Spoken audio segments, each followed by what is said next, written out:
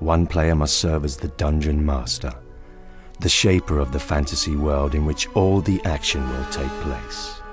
The dungeon master, or DM, will act the parts of everyone else and will present to you a variety of new characters to talk with, adventure with, and often fight with. I think we should all refer to each other by character name, and there should be no talking amongst yourselves other than in-character talking. If you have to say anything else to the referee over here, you can speak to me, but you should be very careful about what you say to one another. And any actions that you state that you're going to do will literally happen to your character, so try to be careful about it. Role-playing games aren't really competitive, and there's no real winner or loser. You and your friends are trying to work together towards a common goal, so it's usually more cooperative.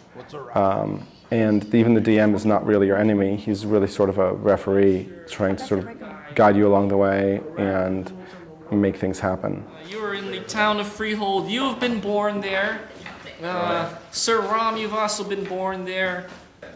Plus you characters happen to be the most respected ones in the town in terms of fierceness and strength. And it seems that word gets around, you know, in the wilderness, you know, that this every 3 months or so, the caravan, you trade with this other town, Mir.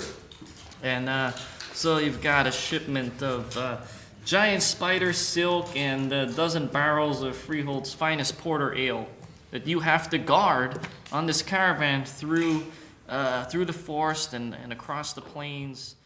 There's a book called The Dungeon Master's Guide, which has a lot of guidelines as far as how to keep a story going, what to do when your players aren't cooperating with you, how to create a world and flesh it out so it's interesting for the players, how to deal with players doing unexpected things, that sort of stuff. But a lot of it you just sort of have to learn by doing. You know, you can read the book backwards and forwards, and until you actually sit down and run a table of players, it's really not the same. You really sort of need that hands-on experience to know what to do. I mean, you interact with the players though, so the better the players are, the more you can feed on that energy and become better in the storyline and you know, make things more realistic. And that's what, I mean, that's what a good DM should do. To me, the DM or the GM, whatever you want to call him, his job is to get to you, is to make you want to do something. And you can go off your own, and that was the one thing they liked about my game. They could go off in a totally different direction, but I always steered them back to where I wanted them. And it was, and they didn't know it was happening. They didn't know it was being done to them. You finally emerge from the forest, and you can see open plains, and now you can see a little bit of the moonlight is shining into the open plains, and from the darkness that you've been in, on the canopy of these trees, it suddenly looks somewhat much brighter to you. Even you can see a little bit, you know, and you can see the twinkling stars. But what you immediately all notice is when you come out into this opening, there's this dock, and where the raft should be, you see the raft is there, but there are bodies strewn all over the place. Looks like... Less more than soul! I ride up. The necromancer was here! I ride up on my horse. I ride up on my horse and I investigate. Something from the brush in front of you seems to have been disturbed by all this noise you're making. Something comes rushing out towards you. You see a bunch of fur and a bunch of tusks. It looks like what looks to be a wild boar. When do I get there? You guys are on your way over there. You can fire and you can attack. And what are you doing? Are you still studying? I guess I haven't even. I've got wax in my ears, so I. Roll again! Into the First roll of the game, a perfect hit! And it kind of squeals. It just like convulses a couple times and falls over and kind of convulses a couple more times. And he sinks his axe. Blood spurts out, and you see now those little speckles of blood. There is a lot of tactics in D&D where position is important, and some of that actually does carry over from wargaming. D&D originally started out as a way to codify a set of rules for wargaming with individual pieces. This is, way back 30 years ago when the game first started. And then it evolved into more of a role-playing, story-based type of game. You know, you roll this character and you attribute your numbers that you roll to how you're going to be in combat. So yeah, I think that does force you to be thinking about it a lot more. But it also depends on who you're playing with. I think, you know, the people I play with, we're storytellers. So we want a big story. We want interesting plot twists. Battle, you know, it happens when we have to do it. That's the beauty of this game. You see, everybody plays it different.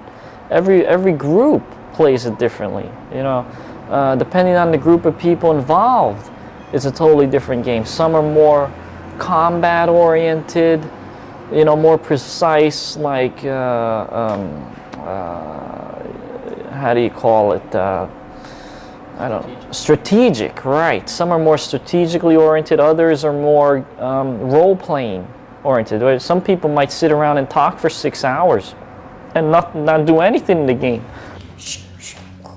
What, gutting a boar?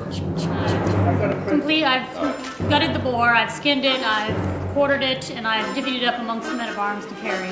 And now we're back on the way. I wiped myself up on a bush.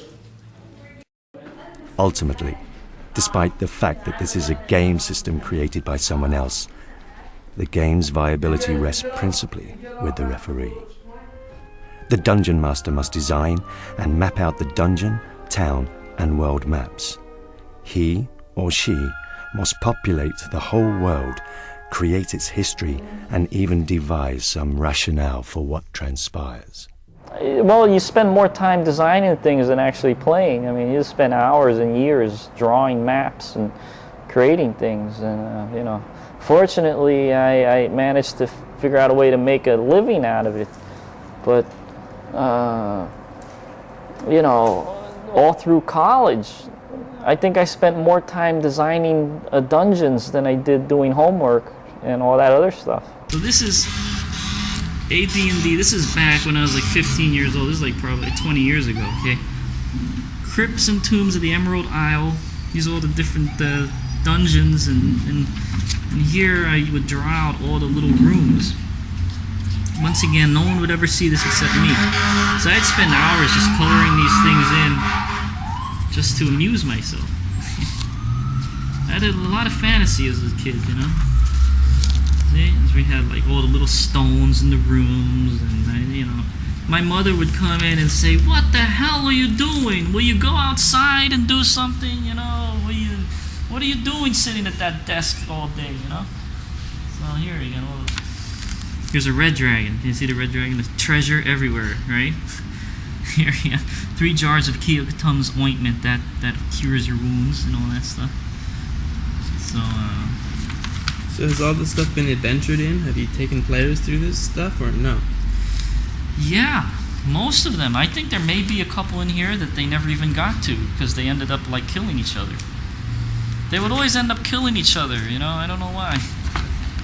It'd be like the armory. See here I have a little armory shop.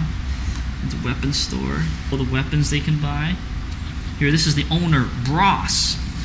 He used to be fat, but I crossed that out and now he's thin, right? Thin, bearded, retired adventurer. Half-melted face from Dragon's Fire. So I make these little notes to myself, so how I would describe him to people, you know? Somebody else is doing the same stuff I'm doing here. They've got their books in their closet somewhere. You know, who knows what kinds of drawings they're doing. I used to draw out my own graph paper on 18 by 24 inch paper, which is nuts, you know, 1/4 inch graph paper, and then just fill them, you know, from corner to corner with corridors and rooms, and even adding sheets of paper on top of each other to make multiple layers to the dungeon. So we got a ranger, a paladin, a magic user. So these are the people who kind of work. You know, this is from 82 to 83. And I would play with one of my friends, Vincent. So there's kind of 3 of us who played, Kyle, Vincent, and myself. And these are some of the characters. Let's see. And they'd get married off. You know, they'd find wives and get married. So we'd make up I'd make up the wife character sheets. Wow. There's yeah, I know. This is 81, and this is actually one of the I think the second group of characters we had. So I used to keep all these things. And then since they were getting married, we started creating dominant and recessive gene structures. So when you'd have children, then you kind of like roll 50-50 percentile to see what gene you'd get for the strength number. And then from there, then that's who they would play with afterward. They would play with their